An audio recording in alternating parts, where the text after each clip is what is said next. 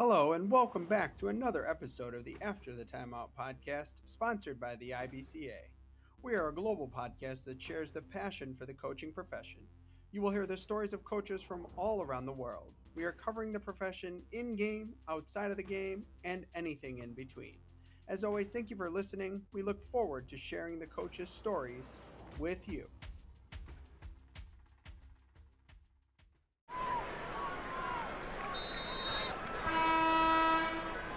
All right, we are back with another episode of the After the Timeout podcast.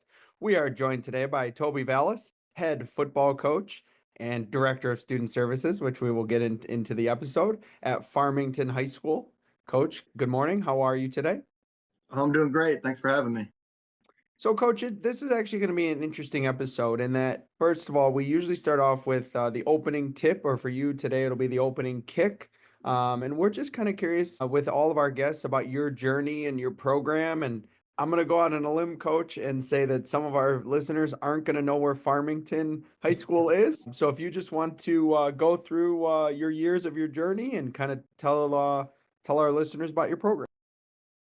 Well, first of all, Farmington is just west of Peoria, in Illinois. You know, in the middle of the state to the west a little bit. And Peoria is a pretty big city for Illinois.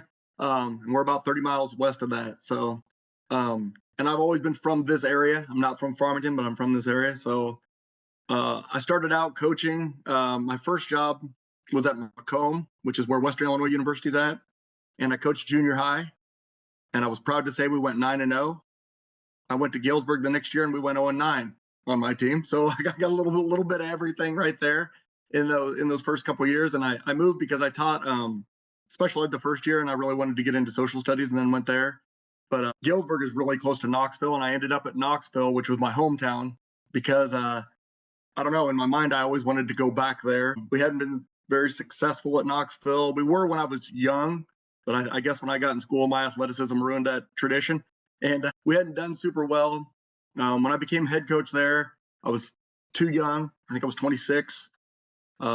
We went 1-8 my first year. They hadn't been in the playoffs in 14 years, hadn't had a winning record in 14 years. But we made it to the quarterfinals my second year. And I had a lot to learn, and I think we really made it that far and were able to turn around because we really, and I know people say this being modest, but this is the truth. We had a special group of kids that just athletically, they were pretty good, but just determination. And I had coached them as fresh, soft kids, and we were so close. And I probably made every coaching mistake you could on the field, but they were able to overcome it. So I was a head coach there for, I think, 11 years. And then from there, I stopped enjoying it, and I quit and thought I was done coaching everything. Track had always been a big part of what I did too. In fact, that's what I did in college. I went to Monmouth College and ran track there, but I quit, got out of it all the way, went to Farmington as an administrator, and then gradually worked back in it when I got that itch. So you mentioned being young and maybe not knowing, right? And like coming from an assistant to, hey, I'm running this, and working at the lower levels. So I guess looking back at it, what kind of spurred you to take that head coaching role at that young age? Maybe it was opportunity, maybe it was the situation, and then now you look back at it, like things you're trying to help your assistant coaches to learn to be ready to be a head coach, right? Based on your experience and trying to figure it out and doing the best you can. So I think what made me take it is, love for my hometown was the first thing, but secondly, they wanted somebody in the school, and there was really nobody else that was a teacher. It's a small school, it's around 300 or 400 kids at the time. And honestly, I think I was the only option because I sure as heck wasn't qualified. So I think that's what it was. What do you think, like looking back at it now, like you're trying to impart on your assistant coaches to when they have the ambition to go be a head coach somewhere, like these are some of the things that I didn't know and that you need to know when you had to be. Quite a few guys that have went to be assistants, and like Joe Stokowski went on to be a head coach, and now he's an assistant at Grayson, which is obviously one of the biggest schools in Georgia. He's been super successful. I've had three other coaches that have become head coaches, 3 or 4 actually. But I think the biggest thing is just include them in everything. I think I have 7 years till I retire, and I've got 2 young guys that want to be head coaches. And I think include them in everything and let them make decisions, let them be a part of it, especially with their groups. We have a way that we do things and which assistants get how much control of what they're doing. And I think those guys that want to be head coaches, if they're willing to do it your way and they're loyal to you and they know what they're doing, stop guiding them. Let them make their own mistakes and let them figure things out, because I think that's an important part of growth. You've got to trial by error some. So this is an interesting thing, and we've asked many coaches this, and we've actually gotten feedback from our listeners that they actually like this specific question. So I think sometimes when you're a young head coach, you're just taking any opportunity. You're like, hey, I want to be a head coach. This place is willing to give me the job. But I think maybe that second time, that third time, whatever it may be, that you're looking for a head coaching job, you also realize, hey, I can interview them too. I can ask them questions too. I have to find the right fit for me too. So maybe when you were looking to be at Knoxville, obviously the Knoxville had the hometown piece of it, but maybe at Farmington, what were you looking for in an opportunity? Because I think a lot of our listeners will give Todd and I feedback. They find it interesting when coaches share, hey, I was looking for blank. I was looking for alignment of this or whatever it may be. Yeah, so I'm terrible at this because I probably picked 2 jobs. Like the Knoxville one was probably like, if I was giving advice to somebody, I would say you shouldn't do that. Just there was a tough conference and it was an up and down. I'd love to tell you after that quarterfinal team we were super successful, but we went up and down. We ended up, I think in my time there a little over 500. It was tough. And really at Farmington, I took the job as an administrative job, and I knew some of the people there and I was really comfortable. I think comfortability does matter depending on who you are. I know there are people that have like extreme confidence and they'll just jump in and I can do this. That's just not who I am. Like I need a little comfortability with me. But I think a couple things. I think you don't want to go someplace where they're broke. And I know people are going to say, and I don't want people, but I mean, they have to be willing to put some money into what you're doing. I have a friend that was talking to me and he said, so how do you purchase your footballs? I mean, if you're worried about that, that might be a problem. I mean, you've got to have those basic things, and those can't be questioned every year. And I think the other thing is community support and the stability of your administration. Like your administration makes a ton of difference. And if your administration and your community supports the sport, and I know everybody says, oh, I support the games, I go to them, I yell at the coach. That's not support. Support is, hey, when they're fundraising, I'm going to be there for them. When we need somebody to help decorate for the playoffs, we're all going to be there. When we've got this great assistant, we're going to find a way to get him in there. That's support to me. And I think those are the most important things. So let's talk about what you learned about yourself, especially early in your career when you mentioned, like again, you said you took over to Knoxville and you're like, I don't know here, right? So along that process, what did you learn about yourself, specifically that now as you got going to the next steps, you took with you to say, oh, okay, this is who I am, this is what I want to do, this is how I want to do it. So I was always a good organizer. I mean, that part of the head coaching job, getting organized, communicating, those things were pretty easy for me. But I think the 2 things that really caught me off guard is video. I knew they had video. I was a great fresh soft coach because this kid will catch a pitch and this kid will catch this thing and this kid will run here. The other team figures that out real fast, what you're doing, and you got to be a better game planner than I was early on. I think those things are really important. The second thing I think is you underestimate how much the kids are going to need you, and the things that they're going to need emotionally, and the support that they're going to need throughout their lives. And when you're the fresh soft coach, you can say a lot of, hey, I would do this, hey, I would do that. But to really do that, as a head coach, those are some repercussions there. And I would say that I was really young. That the major mistake I made is I had a vision for what I wanted it to be, and I was afraid to take that step. And I think that I did what everybody else wanted it to be. But the reason I got out of it is I was unhappy because it wasn't what I wanted. And Farmington is the vision that I had for it. But at Knoxville, I tried to merge the few things that I wanted with what had always been there when they were successful and those things. And that's nobody's fault but my own. That's nobody's fault but my own. But I think if you have a vision for what you want it to be, we were winning a lot at Knoxville at the end when I was there. but it was not the vision I had for it, and it made me unhappy, I guess. So I want to follow on that because I think this is very open for a head coach to be, and I think a lot of us do feel like that at times. So I think, in your Knoxville experience, you said, you just needed to get out. You wanted to get out. Kind of take us through why were those feelings? Like what about it was like that final straw of like, hey, I need to get out. I need to get back to the life outside of this. So I think when I was at Knoxville, and I love Knoxville. Like Knoxville's still my second favorite team. We play them, they're my second favorite team. But the people there were so great. But I had kids on the team. This is a small segment of it, but offensively, the kids wanted to throw the ball and they wanted to do this and that. And you're talking about the early 2000s. It had always been a run the ball, hard nosed community, and that's kind of what the fans wanted. And I wanted it to be about what the kids wanted. To me, it's never my team. I remember coach a long time ago said it, was mad at us and said, this is my team. This is what I think that's the most wrong thing I've ever heard. It's the kids' team. I'll coach the next year, but they have ownership of it. If it's my team, it's not going to be very successful. And I felt like I was kind of stalled out there, but I also felt like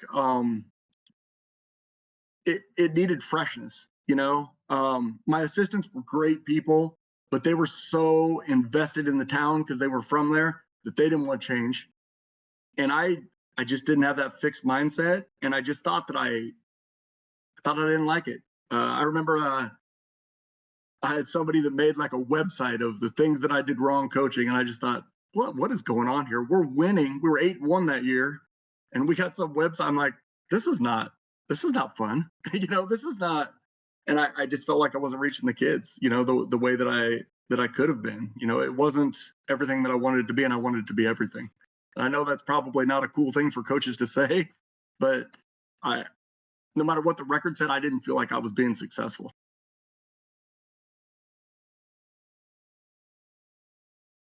Oh, I'm gonna follow. That's interesting. You talked about that. So how did you at the next stop say, okay, this is my vision, and then communicate that so you could start that process, after you learn like, hey, we got to do it this way, or we're gonna do what, this way. It might be different than what you've done, right? Which is always the hard part, right? Like you said, especially in a small town, it's you see the same systems over and over and over again, right? And they kind of pass down that tradition, I guess.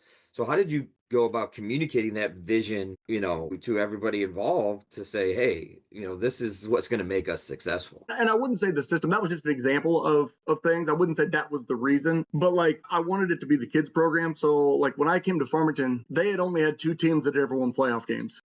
So they had tradition, and they had people that cared about it, but it wasn't the same tradition. And I remember I sat down with my senior captains and I said, what do you guys want this to be? I said, here's what I think I would like to try.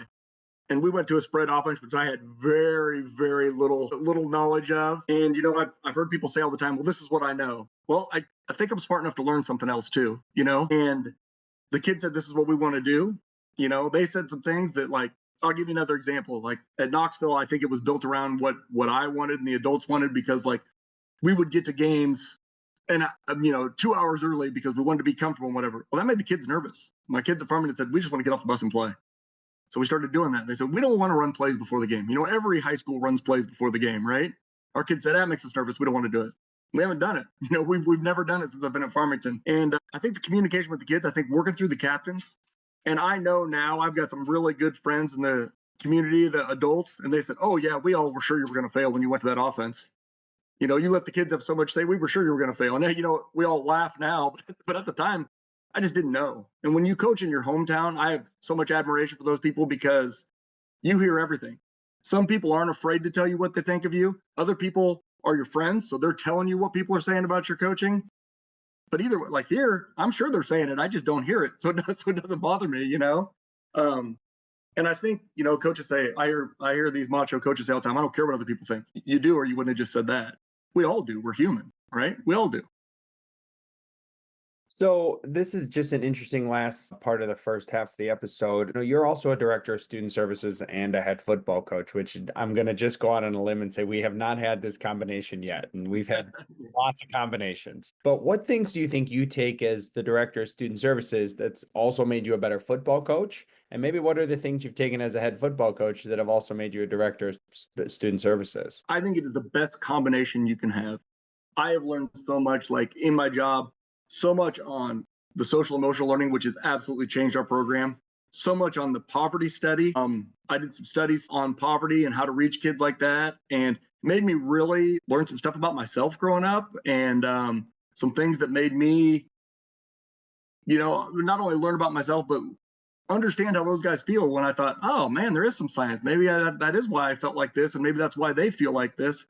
But the other thing is, as football coach, man, kids are so much more open with you when you talk to them, and I think that you always have a great relationship with all the kids. You know the kids, and it's so much easier. They'll pop in the office when they need somebody to talk to. But I mean, being the coach gives you a weird little bit of clout. I mean, with the students, and I think that they want to be around you, and they're more liable to open up when they need help. So let's go. We call this halftime adjustments kind of before we switch topics. And I think it's interesting you just mentioned it about you switched to the spread, right? And that's not what you knew. So through that process, kind of what did you learn or try to do to gain as much knowledge about that as possible? Obviously, you're probably bringing in some people who know what it is, right? Some Yep. assistants. I feel like, and you mentioned earlier, hey, we could pitch it at the sophomore level and it would work, but now people made adjustments. So that's part of it Mm-hmm. too, right? You're okay, we have this play there, they've scouted it, we've ran it. Now, hey, what's our counter to it? Very similar in basketball, right? You have tweaks and things like that. Yep. So how did you go about that learning process for you of gaining that information so you could help your kids get those skills and know that system as well? So ironically, you said you probably bring in some assistants that know. At Farmington, I've never had any assistant for me that has ever coached for anybody else. So I have all young Okay. guys. Like my Yeah. my my coordinators are like 24 years old, both of them. And even when I took over, so that was not really an option because you kind of had the guys that were in the school. Right. I think the biggest thing, we went to a big clinic that really was all encompassing and taught us some stuff. And I had obviously, like I told you, I was out of football, but I think when you're a coach, you're never really out of it. So I had been reading and studying and doing whatever all the way through. A lot of it was trial and error. But I think the biggest thing for coaches, like if there's somebody that does what you want to do, go to them because they will help you. I don't care where you got to drive to. I don't care if you got to go to Tennessee or you got to go to California. If it's that important, you call them and you go to them and say, "Look, I'm willing to come there from Illinois. I got to learn this." And I think they'll help you. And we did a lot of that. Got to those people that had done those things because we just didn't have much experience in it. I think that's great advice. That's definitely something that we are going to share with future guests. That was excellently said. So, as we move into the second half of the episode, again, I think this is why Todd and I wanted to have you on after reading Evan Massey's blog about this. It's that connection between social emotional learning and, in your case, football, but let's be honest, in all of athletics. As a lot of our listeners know, I myself am a school social worker. So, I think this is a topic near and dear to my heart. So, I'm going to start with something you talked about in the article I read, which was the trauma-informed coaching approach and using athletics. Let's talk about using athletics to teach kind of problem-solving skills and coping skills. Yeah. So one of the first things I did is we were doing trauma training for some teachers that had volunteered. And this was 10 years ago, right? And this was through my director of student services. And I thought, we had a great social worker that was doing the training. Her name was Carly Jones, and she is a phenomenal social worker. And her and I were talking about what it was and what it was going to be. And I went through the training with her. And I just, when you're a coach, you start applying everything to coaching. You can be cooking eggs and think, man, I can use this in football. That's how I am anyway. But I decided to tell my coaches, look, this is voluntary. I want y'all to do this if you want to coach. And they all did it. And like I said, I had all young guys at the time. They were all young, and they all came back and said, yeah, we're sold. We're going to do it. And I think as we input it into action, I think for one, I had the right kind of guys. I took guys, and this is going to sound strange, but I don't care what they've known about football. We're a small school, we're 350 kids. I care that they care about kids and they want to learn, because if you're intelligent, you want to learn. I mean, come on, it's high school football. It's not, it's not the NFL, right? So we've had a lot of success with that. But I think that, athletics teach resilience. It's hard. There is no help for you out there. And I think that when we input the social emotional stuff into our program, I watched our kids grow, not only the ones that were struggling, but the ones that took leadership roles, because we're really athlete led. I mean, I think more so than other programs. I always wondered how they got there, but we have really started to get there through the SEL stuff. So I think that that's made the biggest difference. So now, like creating the buy-in part in the culture, right? Because I'm sure when you first started doing a lot of it, it was new, right? It's something they probably had Mhm. never done before. Let's be honest, football players at times, right? They try to be tough and like, oh, that, and just kind of how it is sometimes with kids, right? But how did you go about like creating that buy-in, creating a culture not just in football, but everybody is involved in athletics, to have that sense of value for the players, um, in the program, outside of, hey, I'm playing, I'm scoring touchdowns, I had 100 yards rushing, whatever their numbers and their stats on the board, because you only got 22 out there, at a Yep. time, right? Some players play more than others. Same thing with basketball, same thing with baseball, right? Whatever it may be. How did you go about building that culture and creating that buy-in? So it's funny, like when you talk about like starters and stuff, I hear people talk about like, hey, who's going to start and who's going to do this.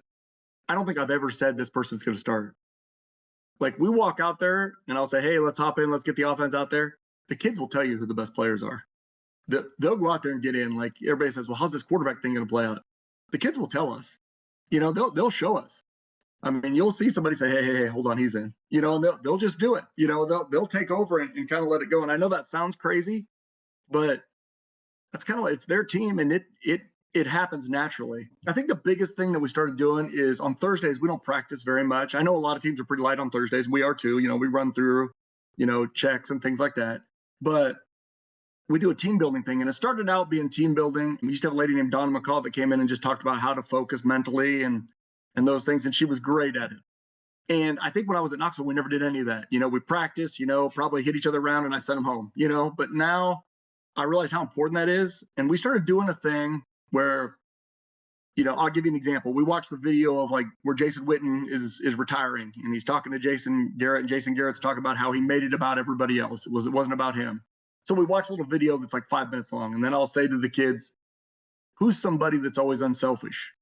And you got all the kids in there, and they'll nominate each other. And when you have a sophomore kid and he stands up and a senior tells you how unselfish he is and all the special things he sees about him, man, that kid's in. He is in, right? And when by the time it's over, they'll nominate 8 or 10 kids. It doesn't matter who wins, because all of them feel like $1 million, and we do things like, this kid's just a team player, and they notice things about each other of guys that don't start, that don't play. But, we had a kid a couple years ago that he was a senior, and man, it was a mud game. And they said, no, he's in, because we're coming off the field. He's got a wire brush. He's brushing our cleats out. But that kid may as well have been the MVP of the game, because he felt so good because his teammates noticed it. And, in 2020, we had COVID, and I cut that piece out because I didn't want to be inside and get dinged, for, close contact or whatever it was. And that year, I had 2 parents just upset that their kids weren't playing. And I thought, I've never had that here. I'd never had it. And what I realized is the kids that weren't playing were getting something from our program, from that social emotional part. And even if the parents didn't understand it, I think they were coming home and saying, Mom, Dad, like, no, I have a role. They value me. And we've went back to it, and we haven't had any complaints since. And I think we underestimate. People always say, like, well, when your coach tells you did a good job, that's great as parents. It's not near as powerful as when a teammate tells you. When a teammate tells you how important you are, man, that sticks with you, especially an older kid that you look up to.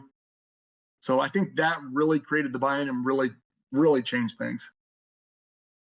So now let's tweak it. And I know you've talked a lot about how it's a player-led and player-focused program, but you obviously have a lot of assistants as well in the football program. So Sure. how do you go about hiring the right coaches to fit this approach? Maybe what are you specifically looking for in an assistant? Maybe what are things maybe you're not looking for in an assistant? Because I think there's lots of head coaches out there that are going through the hiring process of hiring people and they want to find the right people that fit. So like, what are your traits in this, vision of your program that you're looking to hire? I think they got to care about the kids, for one. Two, I think they got to be willing to learn and they got to be intelligent people. And I think that's the most important thing. But I think caring about the kids is the most important thing. This is going to sound crazy, but I like most football coaches think offensive line is one of the most important. I have a guy coaching offensive line that I would have never guessed would be. He's an elementary teacher. I always tell him you're a hair taller and a hair smarter than the elementary kids, so you're the coolest fifth grader there is, right? But he creates such a relationship with those guys, and they love him, and he cares how I want it done. Like, I think there's two things that matter. Do they have the knowledge to do their job? And do they care what you're doing? Well, if they care about the way I want it done and they know what they're doing, it's easy. You turn them loose. But he cared how I want it done, but didn't have the knowledge. So I would structure it for him and give him the videos and structure all his segments for him. I knew he was going to do the best he could with it. I'd come over there and help him sometimes. He's turned into one of our best coaches. And I think his care for the kids, he's having offensive line parties at his house. Him and his wife are for the kids and always checking in on them. And I think that's the thing. Like, if you care for the kids, and I always try to impress on our kids and coaches, like, those people are yelling because their kids have 4 years. And you think it's just a game, and it is. But our job is to give them the best 4 years they can have. That doesn't always mean win every game, but it means we take it damn serious that they're going to have the best experience they can have.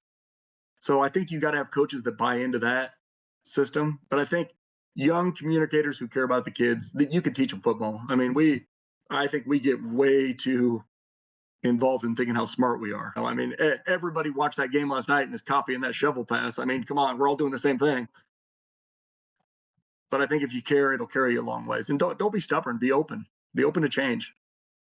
Well, I think everybody cares about the O-line except for the Bears, right? They didn't care about their whole line this year. So, and this is we probably get a lot of follow-ups on this from us, because this is a topic me and John have talked about. I don't know, John, you sent me this article, it was a while ago, right? And a tremendous idea of your weight room approach. And Yep. what you guys do in the weight room, which is I think is awesome. So I'll break this up. First of all, I guess I'm going to flip it a little bit. We'll just start with, where did the approach come from? How did you come up with the idea? Was it working with other people? What was the genesis of how you're like, hey, let's try this? Are you talking about like the speed-based stuff, or are you talking about everybody lifting together? The one program, one school? Yeah, one program, one school, everybody lifting together. So what happened was, the year I came in, we had a new basketball coach at the same time. We both took over at the same time. We're super good friends. He's the athletic director now. But all kids kept telling us is, we're just burned out. I mean, we're burned out all the time. Football starts as soon as we're out of school. You're practicing every morning. They're using 25 days of contact, 3 hours. In the afternoon, when they got done, they had basketball all afternoon. And then some of these kids, they love baseball. They're trying to play summer league baseball stuff. And I just told our AD, I said, let's just all lift together. I said, who cares if, I'm vested in your kids, you're vested in mine. It doesn't matter if they play for you or they don't. And we just decided we're going to lift together. One time, we'll all lift from, we lift from 7 to 8:15. And then I said, in June, you just do basketball right after that. Then they don't have to drive in, and they're all done by noon. They get here 11 and they're out of here. And I said, in July, we'll do football. And then I said, you and I can both have a little vacation time after they're done lifting. We don't have to worry about our stuff. We lift Monday through Thursday. Everybody gets Friday, Saturday, Sunday off. The parents love it because they get a long weekend. My wife loves it because I get a long weekend. And we just started doing it, and it really took off. And I guess the biggest thing was, we had a kid that was an everything basketball player. And he didn't play as a freshman, didn't play football as a freshman. But then he came out as a sophomore, and he was one of our best players, one of our best varsity players. And then I take that back. He didn't play as a freshman or a sophomore. He played as a junior. And week 9, right before basketball season, he broke his collarbone. And I thought, oh no. And he told his parents, and his parents, awesome people, but they had put a lot of time and money into basketball. And they said, you're not playing next year. He said, that's all right, then I won't play basketball either. And they said, what do you mean? He said, I'm not letting those guys go out there and not play with them. I lift with them all the time. I play with them all the time. He said, I'm playing. So his parents gave in, and he played the next year, and he was an all-stater. But more importantly, our quarterback, who was a great player who just kind of got out of basketball. Eric said to him, who's now our offensive coordinator, Eric said to him, hey, why don't you play basketball? Basketball made it to the regional championship. Football made it to the quarterfinals. Both those kids were all-staters in football. One was an all-stater in basketball, but our teams all benefited from it. And I don't know. I don't know how the idea really came about. It was more out of convenience. We wanted to survive, but the year after we started it, football, my first year, I want to say we ended with like right around 40 kids, a few under, I'm pretty sure, that were healthy bodies out there. And I want to say we had 70 the next year after they lived together, because kids were like, we're all friends. We'll go out there and just try it. And, now we're over 90 every year. So more kids play more boys play football than don't play football in our school. So now it's, heck, I got nothing else to do. Everybody's out there. I may as well go. That's I so awesome. I do have a quick follow-up before I let Todd keep going. So, do you have any other coaches that resist it? That resist it? So like now we're pretty established, so we don't. At our school, football had always ran the weight room at both schools I was at. So I don't think it really matters. I think our coaches like it better because we went from, hey, everybody's gonna meathead lift, right? Get big and strong because we all think, but we're not D1 guys, most of us. We got just good high school players. We went to more of a generic explosion. I always say we're going to train everybody like a college triple jumper, and they'll be good in basketball, they'll be good in track, they'll be good in baseball. And I think most of our people embraced it because we made that change along with it at the same time. So I think that helped. I know there is resistance. Like I have people call me all the time about the SEL stuff, but I know there's people in my own building that don't do it, that aren't interested in it, and I think that's okay if that's their way. But I mean, I'm not sure I always call very good plays, and I'm not sure I always have our team ready, but I know that treating kids SEL through football has been beneficial. Like I would hang my hat on that. So I guess I'm gonna ask, what can other schools do to like adopt it and look into it? Like and maybe at a bigger school too. Like because John and I talk about it all the time, especially compared to when I play. I graduated in 2000, but I played football, basketball, baseball, just like you said some of your kids Mm-hmm. do. And it always worked out, right? We had some football coaches that were basketball coaches and a baseball coach, and we Yep. just made it work, right? It was a long day, it's hard work, but now I feel like, well, you got to play, especially on the girls' side, you got to play volleyball, you got to play soccer, you got to play basketball. I guess more of the approach of connecting the coaches together to get the buy-in, because I think the kids will do it. The kids, you're taking something off their plate, right? They don't have Yep. to be, they already got to be a bunch of places. Now they can just get it all done. So how can we, like, if somebody's thinking, hey, let's try this, like what can we go about the mindset? Obviously you Well, probably want some data and some things and sure. things like that, but just the mindset of like we don't have to specialize all the time. Biggest thing that coaches miss is coaches, like we all like to think we're really important, and we think this lifting program, well, this specializes for a football player. So would I trade that lifting program for the two best athletes in my school? Because that's what's happened. We've done and I would be the first to tell you it's kind of generic. It's not. It's geared towards speed, explosion, and strength. We're trying to build all three. But we've had some tremendous football players, basketball players, baseball, track, all those things. So it can benefit everybody. But I think what you gain by giving up a little bit is that you are probably going to get every kid your school out, and you might have them all right now. But there's always that one kid that goes by, man, he's a great athlete, but he's just a basketball guy. What if I told you by doing this, you'll probably get him on your team? Because I know this, especially in a small school, I imagine in a big school too. I would imagine LeBron James made their football team a little bit better when he played. I know he's a basketball player, but I bet he made him a little bit better. And I know one kid walking the hallway definitely makes an impact on our basketball team, football team, baseball team. And when they do it all, it's so much better. So let's talk a little bit about the content. You mentioned your speed and your explosion.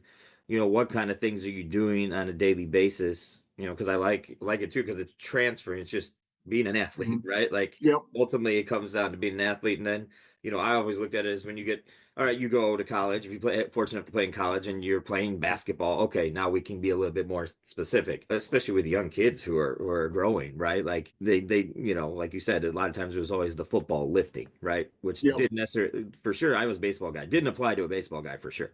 Right. Sure. What kind of things are you doing on a daily basis to give our listeners a little bit of an idea of, if they're like, oh, this is intriguing, what it all involves?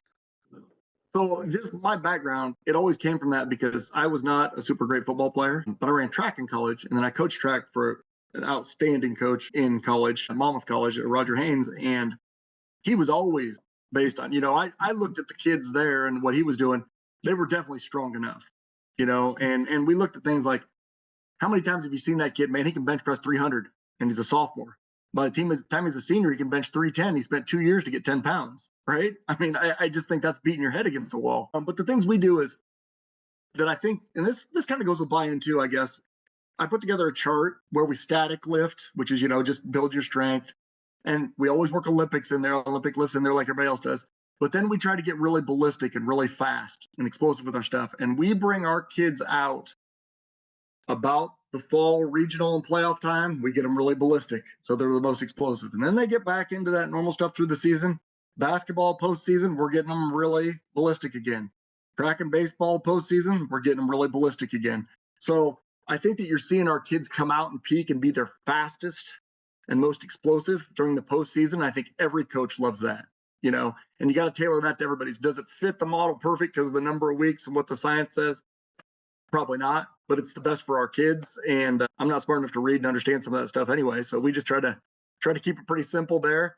And then in the summer when we lift, we have so many kids lifting because you don't just have the football kids, which is like, there's really about 90 there because most of them play football anyway, that play everything else. But and there's always a few on vacation, but we can't all fit in our weight room. So we lift for about an hour and we do 20 minutes of weight room work in the summer. Then we do 20 minutes of change of direction, multi-jump, multi-throw. And then we do 20 minutes of true speed training on the track. So there's 3 groups that kind of rotate through.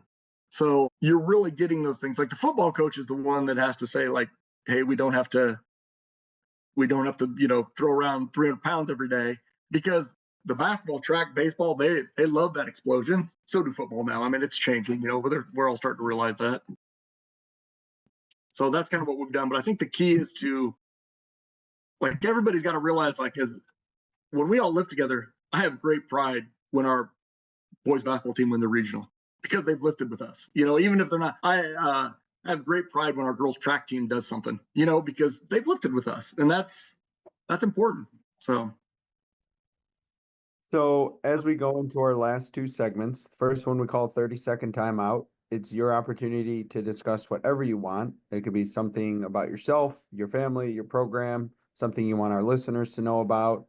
You could turn the tables and ask Todd and I a question. And I promise there's no a guy with a striped shirt and a black hat coming into your huddle telling you that your 30 timeout is up. It's a loose 30 seconds. So the floor is yours. Okay, I got a question for you guys, because you've talked to way more coaches than I have. What do you find is the biggest commonality on teams that really reach that championship level? There's a lot of people that are really good coaches, and then there's those elite people. What's the difference? What's the good to great?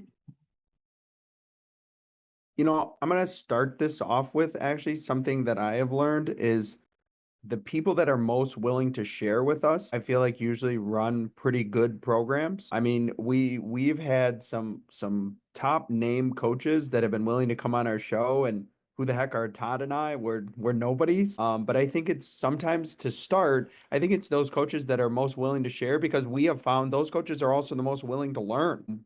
We had a women's basketball coach, Mike Neighbors from Arkansas, on that we could have talked to for 2 hours.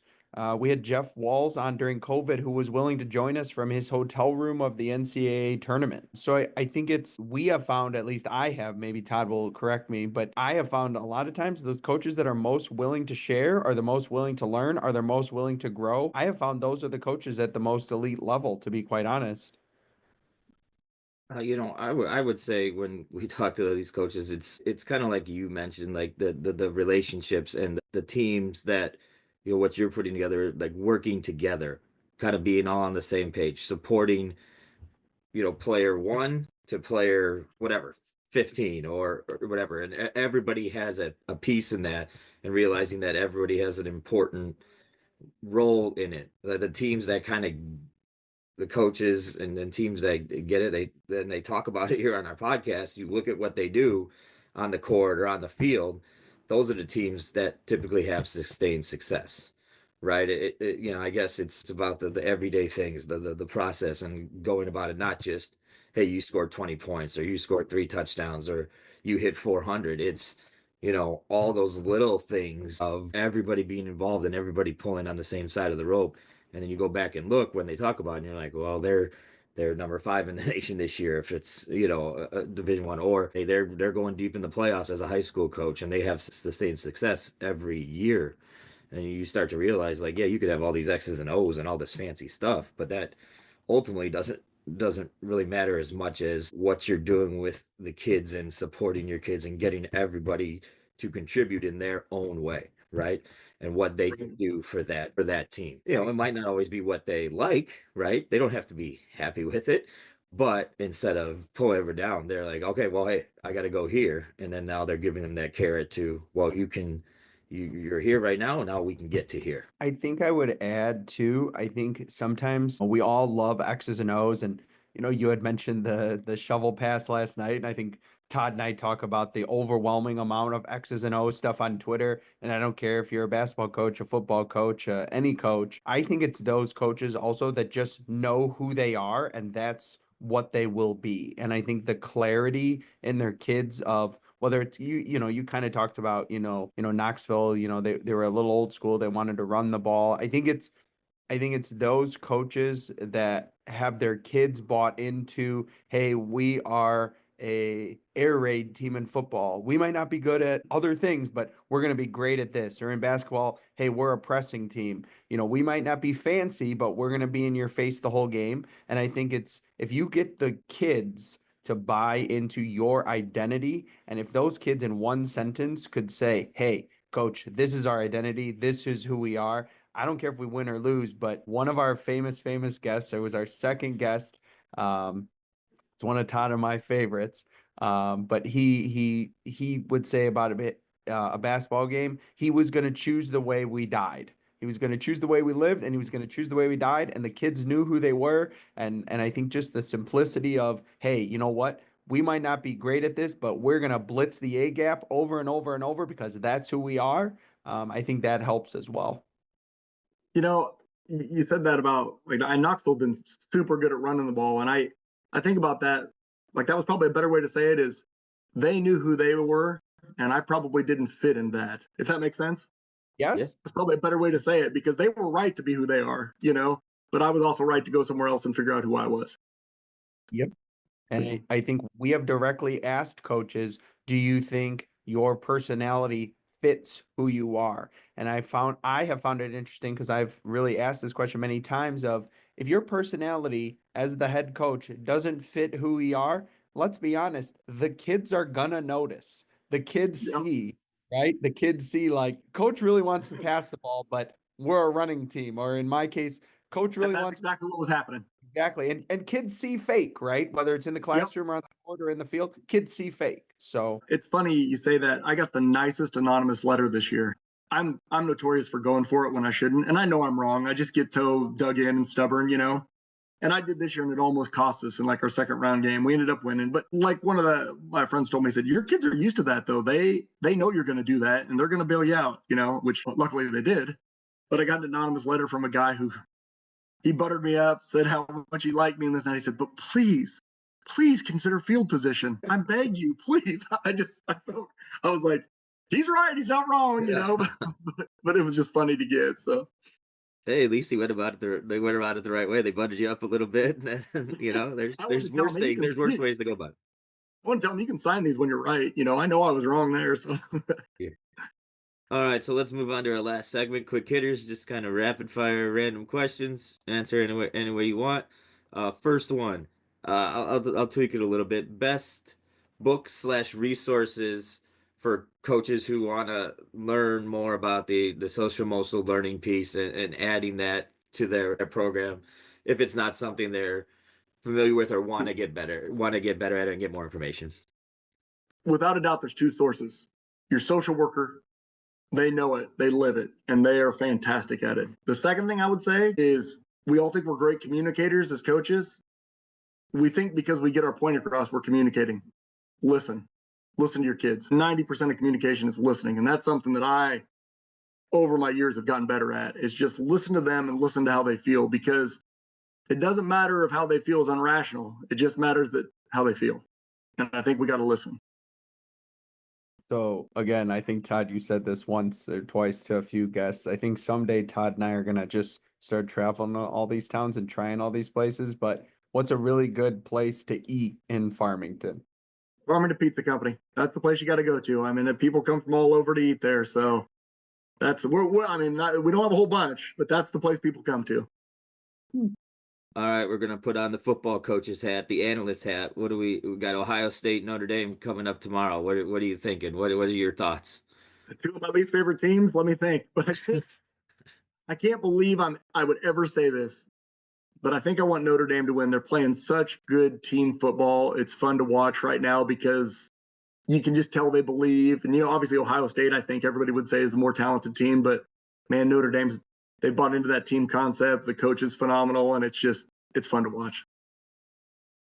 So we always find this interesting too, because obviously Todd and I do not live in a small town or do not coach in a small town. But maybe what's one of the biggest pluses about coaching in a smaller town in Illinois? So I think two things. One, the past players are always around, and they're always around and they're always keeping track of it. And it's just, we have a past player who lifts up town with a bunch of the kids that are really into it and things like that. So they're still not a part of the program, but they're always a part of the program. And the second thing I would say, the biggest, is it's the only show in town. It's funny. I was talking to 8-man football's taken off here in Illinois. And I was talking to a coach the other day, and he said, I just can't get into 8-man football. I just don't see the interest in it. And I said, yeah, but you know what? I said, well, we think 1 and 2A football is awesome. I bet the guys at 8A don't think that. So if you're in it, it's the big show. And in a small town, your sports are the big show. That's what are we going to do Friday night? You can go to the games. Football, basketball, baseball, you're going to be at them. And that makes it fun when it's the whole town. All right. So a goal of yours or something you want to improve on in this off season as a head coach?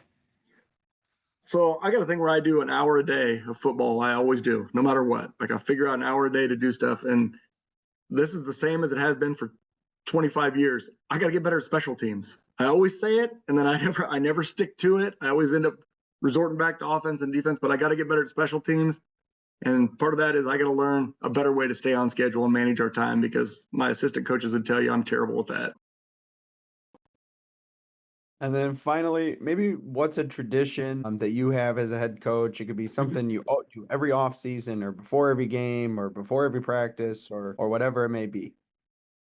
So probably two. One thing with our coaches, and we're getting ready to do it this weekend, is we rent an Airbnb, and instead of going to all these clinics and doing whatever, and we'll send our guys where they need to go. Like if our O-line guy says, I got to get to this guy, we'll send him, but it's so hard now with people's schedules and their kids. We rent an Airbnb and we lock ourselves in for 2 days, and we just talk about our team.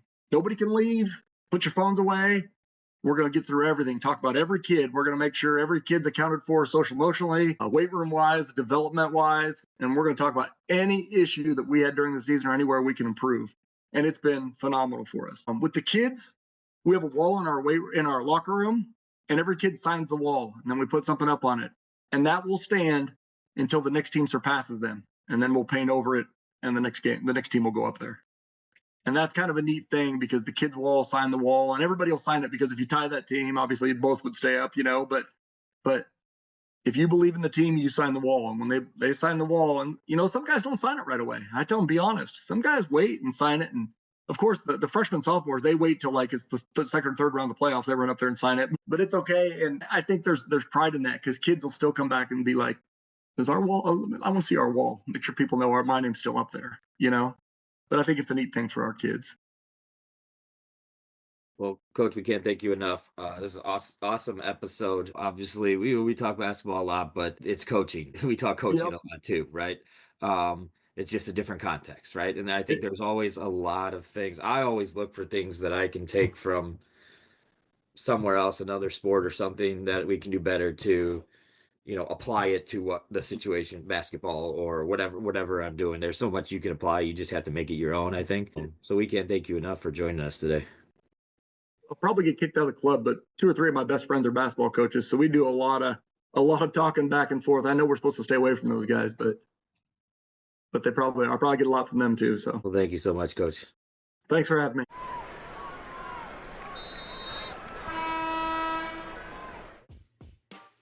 Thank you for listening to another episode of the After the Timeout podcast in partnership with the IBCA. Please be sure to rate us on whatever platform you are listening and give us a 5-star rating. For more show content and updates, please follow us on Twitter at After the Timeout. As always, thank you for listening. Tune in next time for more content on the court, off the court, and anything in between.